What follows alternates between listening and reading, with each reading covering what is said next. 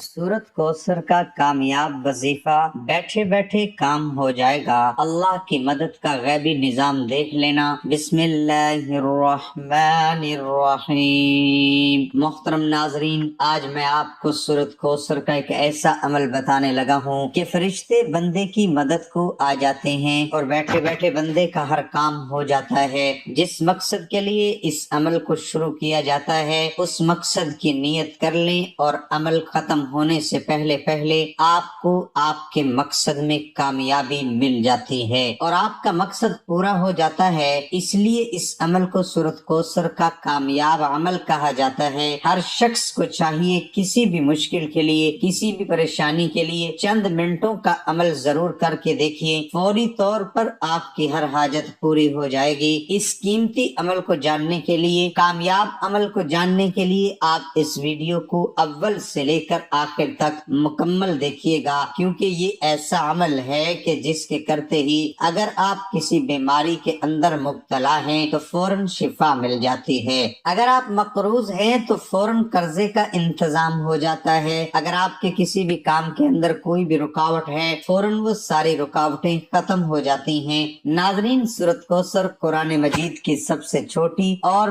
बड़ी फजीलत वाली है ये सूरत है। आप जब भी अपने काम की इब्तिदा करें, नया काम करें, आप कोई घर खरीदना चाहते हैं, आप कोई कारोबार करना चाहते हैं, कोई दुकान खरीदना चाहते हैं, कहीं शादी करना चाहते हैं, आप सूरत कौसर के इस अमल को करके किया करें। पहले इस अमल को कर लिया, फिर अपने काम के लिए गए। इंशाअल्लाह आप जो भी काम इस सूरत के अमल को पढ़कर शुरू करेंगे इसमें हमेशा आपको कामयाबी ही मिलेगी। कभी ऐसा नहीं हुआ कि किसी बंदे ने कोई अपना कारोबार शुरू किया हो और ये अमल पहले पढ़ा हो और उस बंदे को नाकामी मिली हो। हमेशा कामयाबी उसका मुकद्दर बन जाती है। जो बंदा भी सूरत कौसर का ये अमल कर लेता है, यूं तो कुरान मजीद का एक एक हर्फ अपने अंदर कबूलियत और फजीलत का दर्जा रखता है, लेकिन सूरत कौसर बहुत ज्यादा फजीलत की हामिल है क्योंकि ये रिज्क में बरकत के लिए बहुत ही मुजर्रब है। अगर आपको कोई मुश्किल हो या कोई तंगदस्ती हो तो सूरत कौसर के विर्द से आपकी तमाम परेशानियां दूर हो जाएंगी। तो गोया आपको हर काम के अंदर कामयाबी मिलेगी और कभी भी ऐसा नहीं होगा कि आपको नाकामी का सामना करना पड़ेगा। सूरत कौसर के बेशुमार फवाइद हैं। इस सूरत को पढ़ने से गुनाह की आदत छूट जाएगी और अल्लाह ताला उस इंसान के तमाम गुनाह माफ कर देते हैं जो सूरत कौसर का कसरत से विर्द करते हैं। सूरत कौसर को रोजाना 10 मरतबा पढ़ने से अल्लाह ताला ख्वाब में हजूर सल्लल्लाहु अलैहि वसल्लम की ज़ियारत नसीब फरमाएंगे। इस सूरत की बरकत से अल्लाह ताला तमाम बीमारियों से, परेशानियों से और हादसों से हिफाजत फरमाएंगे। इस सूरत के पढ़ने की बरकत से अल्लाह ताला आपके रिज्क में बेपनाह इजाफा फरमाएंगे और आपको दिन दुगनी रात चुगनी तरक्की अता फरमाएंगे। इस सूरत को पढ़ने वाले की तमाम हाजात अल्लाह ताला अपनी बारगाह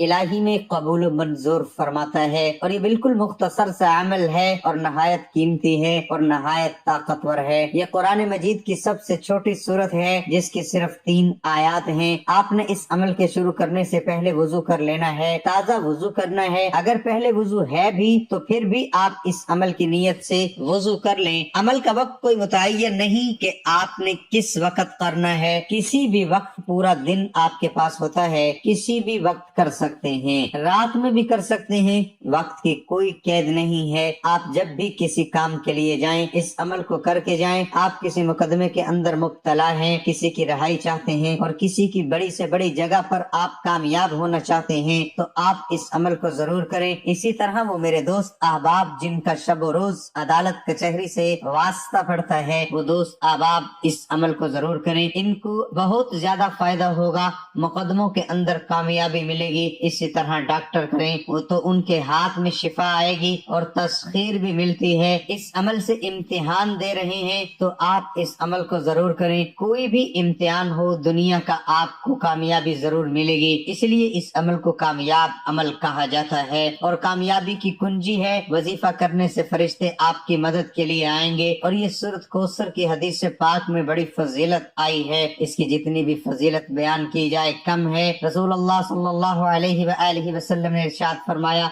सूरत कौसर को अल्लाह ताला ने मेरे तस्कीन के लिए नाजिल किया। नमाज सबसे बड़ी इबादत है जिसका सबसे ज्यादा अजर है। جس کا سب سے زیادہ حکم ہے 700 بار قرآن مجید کے اندر نماز پڑھنے کا حکم دیا گیا، 700 بار تو اندازہ لگائیے جو بندہ ایک بار نماز نہیں پڑھتا 700 بار حکم کو وہ پس پشت ڈال رہا ہے، 700 بار حکم سے انکار کر رہا ہے، تو اندازہ لگائیے کتنا بڑا گناہ ہے۔ اس لیے نماز کی پابندی کریں، نماز ضرور پڑھا کریں، اور سورت کوثر ہر مقصد میں کامیابی کے لیے یہ سورت تیر بہدف ہے، تیر کی طرح جادو کی طرح کام کرتی ہے۔ کبھی ایسا نہیں ہوتا کہ جس نے یہ عمل کیا ہو فوری طور پر اس کا کام نہ ہوا ہو۔ میں آپ کو بتا دینا چاہتا ہوں، ایک صحابی ہیں جن کا نام حضرت ابو سعید خدری رضی اللہ تعالی عنہ ہے، اور یہ بخاری شریف کے اندر حدیث سے پاک ہے۔ حضرت ابو سعید خدری رضی اللہ تعالی عنہ بیان کرتے ہیں کہ ہم ایک سفر میں تھے، ہم نے ایک جگہ قیام کیا، کچھ دیر کے لیے رکے، ایک لڑکی آئی، اس نے کہا کہ ہمارے قبیلے کے سردار کو ایک بچھو نے ڈس لیا ہے، سارے لوگ یہاں پر حاضر نہیں ہیں، جو اس کا علاج کریں، جو اس کا بندوبست کریں، بچھو اس نقصان سے وہ جو بچھو نے کاٹا ہے اس کا کوئی علاج ہو سکے، کیا تم میں سے کوئی ایسا شخص ہے جو دم کر سکتا ہو؟ ہم میں سے ایک شخص اس کے ساتھ گیا جسے پہلے ہم نے کبھی دم کرتے ہوئے نہیں دیکھا تھا، اس شخص نے دم کیا جس سے سردار فوراً تندرست ہو گیا۔ ہر بیماری کی شفا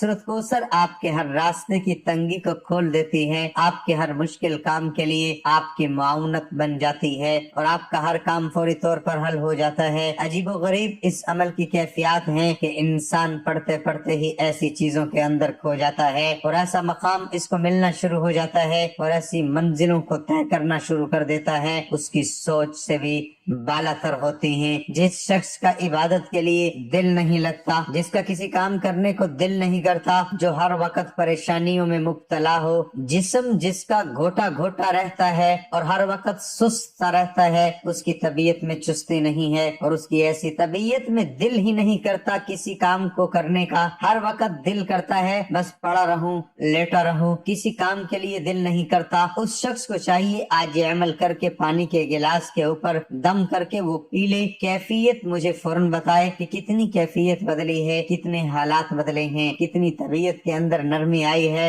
اور کتنی طبیعت خوشگوار ہوئی ہے۔ تو ناظرین، بہت ہی مجرب عمل ہے، جتنی بھی اس کی تعریف کی جائے کم ہے۔ الغرض آپ نے اس عمل کے لیے جیسے میں نے بتایا کہ آپ نے سب سے پہلے وضو کرنا ہے، وضو کرنے کے بعد ناظرین آپ نے قبلے کی جانب منہ کر کے آپ نے مصلی پر بیٹھ جانا ہے۔ روزانہ جیسے تم تشہد کی حالت میں بیٹھتے ہیں اسی طرح بیٹھ جانا ہے، اور سب سے پہلے آپ نے آقا نبی اکرم نور مجسم صلی اللہ علیہ وآلہ وسلم کی ذات پر آپ نے درود پاک پڑھنا ہے۔ درود پاک پڑھنے سے پہلے ایک میری بات ذہن میں رکھیے گا، درود پاک سے پہلے آپ نے صرف ایک تسبیح استغفر اللہ رب من کل ذنب و اتوب الیہ یہ الفاظ یاد کر لیں، اس کو بڑا استغفار بھی کہا جاتا ہے۔ آپ نے یہ بڑا استغفار پڑھنا ہے، یہ آپ نے پڑھ کر اس کے بعد آپ نے پڑھنا ہے اعوذ باللہ من الشیطان الرجیم، صرف اتنا یہ آپ نے 11 بار پڑھنا ہے۔ اس کے بعد آپ نے 11 بار درود ابراہیمی پڑھنا ہے، اور وہ درود پاک جو ہم نماز کے اندر پڑھتے ہیں، اللہم صلی علی محمد وعلی